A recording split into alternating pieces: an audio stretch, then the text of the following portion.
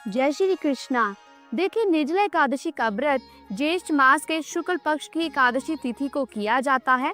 इस साल निर्जला एकादशी का व्रत 6 जून को रखा जा रहा है। हिंदू धर्म में इस व्रत का धार्मिक महत्व ही नहीं बल्कि शारीरिक और मानसिक स्वास्थ्य के लिए काफी लाभकारी माना जाता है।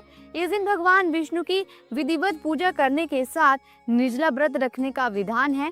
इसके साथ ही इस दिन दान देने से कई गुना अधिक फलों की प्राप्ति होती है और समस्त पापों से मुक्ति मिल जाती है। इस दिन भगवान विष्णु और माँ लक्ष्मी जी की विधिवत पूजा करने के बाद व्रत कथा को पढ़ना या सुनना जरूर चाहिए। इससे आपको अपनी पूजा का पूर्ण अर्थात पूरा फल प्राप्त होगा। अगर आपको आज की ये कथा अच्छी लगे तो वीडियो को लाइक और शेयर करके कमेंट बॉक्स में जय श्री हरि विष्णु जरूर लिखिएगा।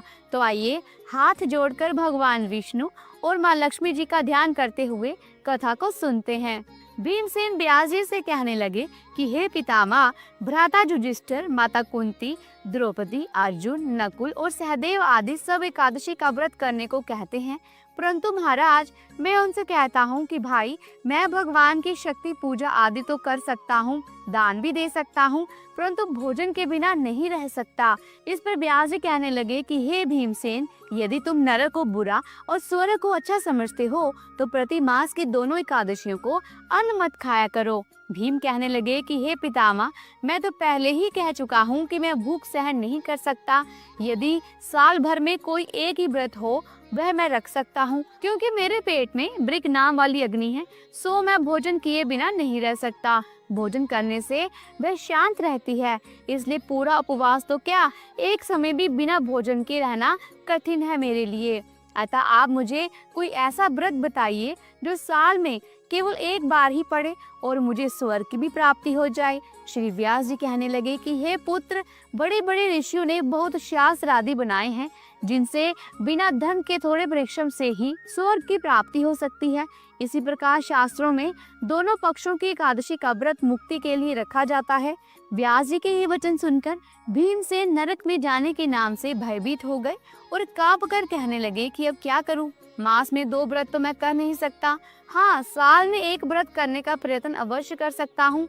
अतः साल में एक दिन व्रत करने से यदि मेरी मुक्ति हो जाए तो कोई ऐसा व्रत बताइए। ये सुनकर व्यास जी कहने लगे कि वृश्चिक और मिथुन की संक्रांति के बीच ज्येष्ठ मास के शुक्ल पक्ष की जो एकादशी आती है उसका नाम निर्जला है। तुम उस एकादशी का व्रत करो। इस एकादशी के व्रत में स्नान और आचमन के सिवा जल वर्जित है। आचमन में 6 मासे से अधिक जल नहीं होना चाहिए, अन्यथा वह मदपान के सदृश हो जाता है। इस दिन भोजन नहीं करना चाहिए क्योंकि भोजन करने से व्रत नष्ट हो जाता है।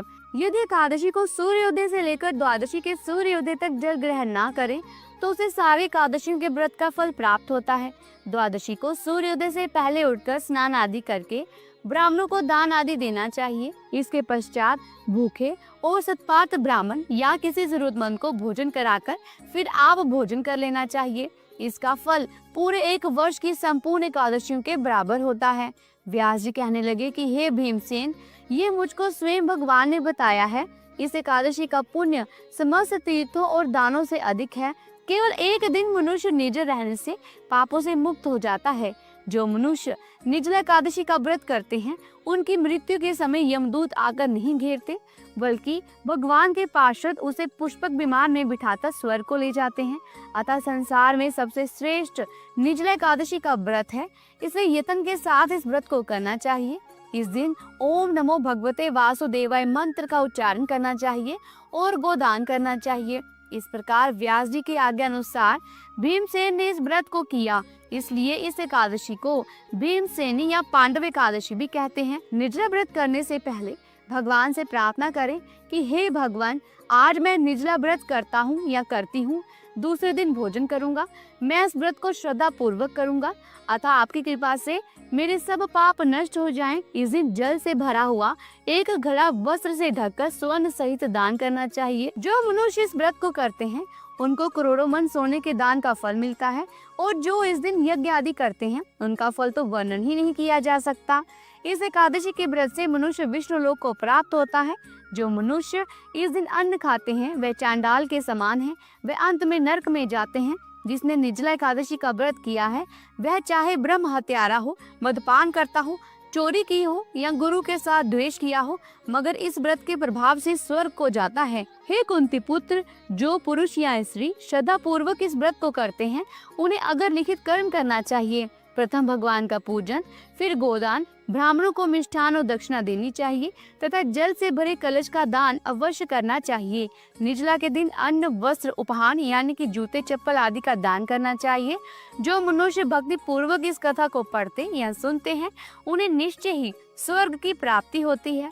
तो बोलो विष्णु भगवान की जय, माता लक्ष्मी जी की जय। तो दोस्तों, ये थी निर्जला एकादशी के दिन सुनी जाने वाली व्रत कथा। अगर आपको आज की कथा अच्छी लगी हो तो वीडियो को लाइक करें, शेयर करें और हिंदू सनातन धर्म से संबंधित जितने भी व्रत, त्योहार, पूजा विधि, शुभ मुहूर्त, कथा आदि के बारे में यह जानना या सुनना चाहते हैं तो हमारे चैनल को सब्सक्राइब करके बेल आइकन के बटन को जरूर प्रेस कीजिएगा। जल्दी मिलती हूँ एक नई धार्मिक बड़ी वीडियो के साथ। तब तक के लिए प्रेम से बोलो ओम नमो नारायण भगवते वासुदेवाय।